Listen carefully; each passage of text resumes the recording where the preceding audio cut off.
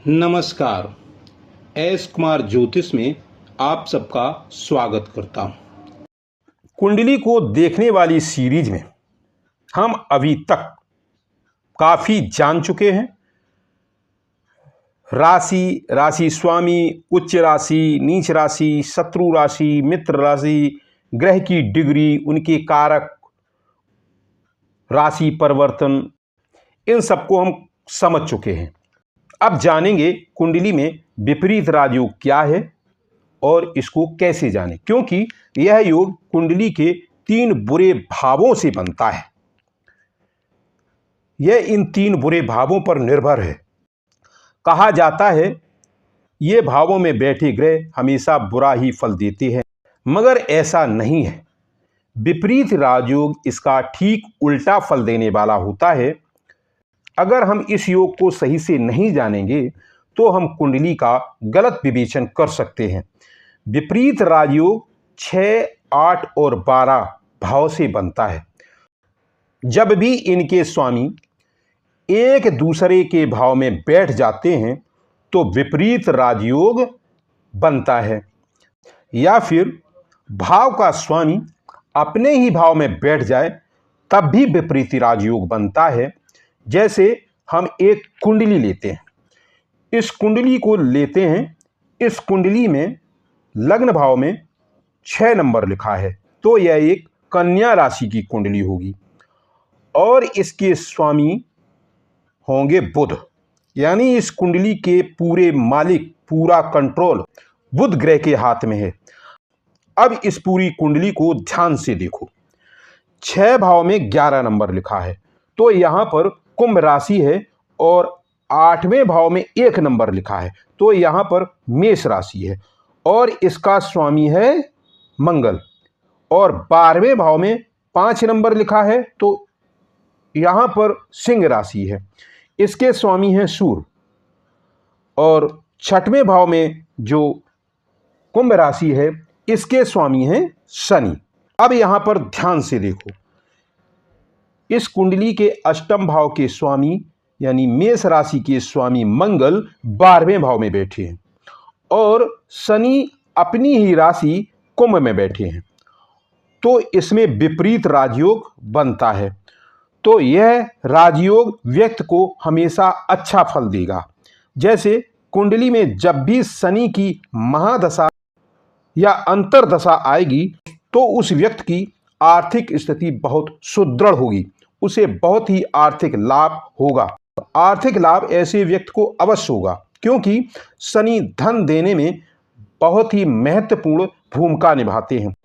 वैसे भी शनि यहां पर कारक ग्रह हैं।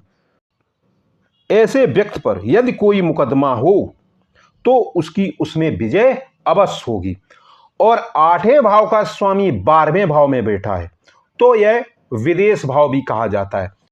जब भी मंगल की महादशा आएगी तो देखा गया है ऐसा व्यक्ति विदेश यात्रा अवश्य करेगा और उससे उसको धन लाभ भी होगा। और विपरीत राजयोग में यह हर बार देखा गया है कि यह फल यहां पर 100% मिलता है। विपरीत राजयोग में एक बात जरूर ध्यान देने की होती है कि विपरीत राजयोग तभी शुभ फल देता है जब कुंडली का लग्नेश बलवान हो, यानी लग्नेश का बलवान होना जरूरी होता है।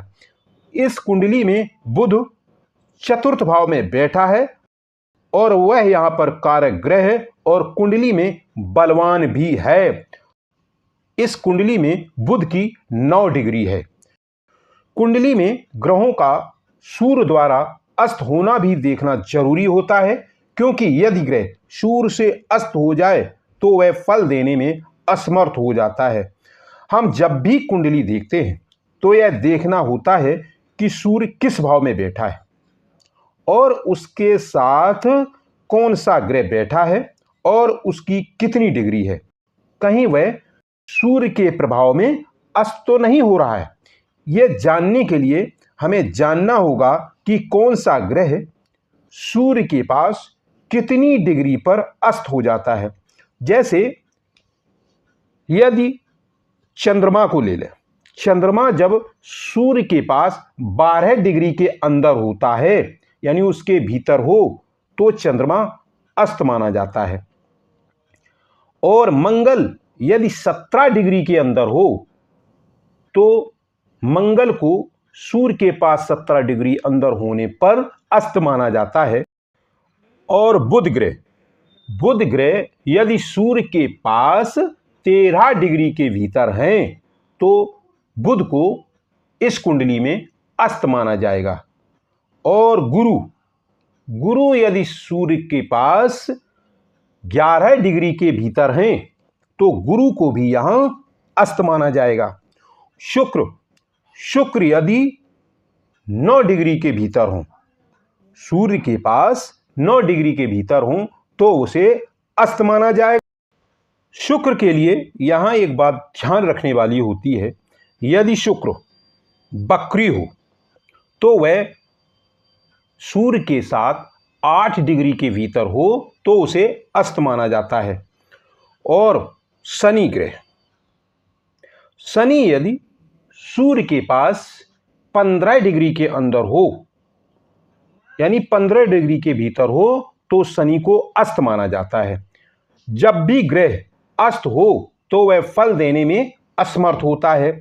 जैसे एक कुंडली लेते हैं, इस कुंडली को लेते हैं, यहां पर सूर्य और गुरु पंचम भाव में बैठे, तो यहां पर ये गुरु आदित्य योग बना रहे हैं, मगर यहां सूर्य 17 डिग्री का है और गुरु 13 डिग्री का है, तो यह सूर्य से 11 डिग्री के भीतर है, यानी कि इसकी 11 डिग्री से कम दूरी है। तो यहां पर गुरु अस्त हो जाएगा और गुरु कोई भी फल देने में असमर्थ होगा। इसके अलावा कुंडली को देखते समय युति का भी पूरा ध्यान रखा जाता है। जब भी किसी भाव में 2 ग्रह या उससे अधिक ग्रह एक साथ बैठे होते हैं तो उसे युति कहते हैं। अब युति आदि को जानने के लिए हमें अगला भाग देखना पड़ेगा। यह वीडियो यहीं तक, फिर मिलेंगे अगली वीडियो में। धन्यवाद।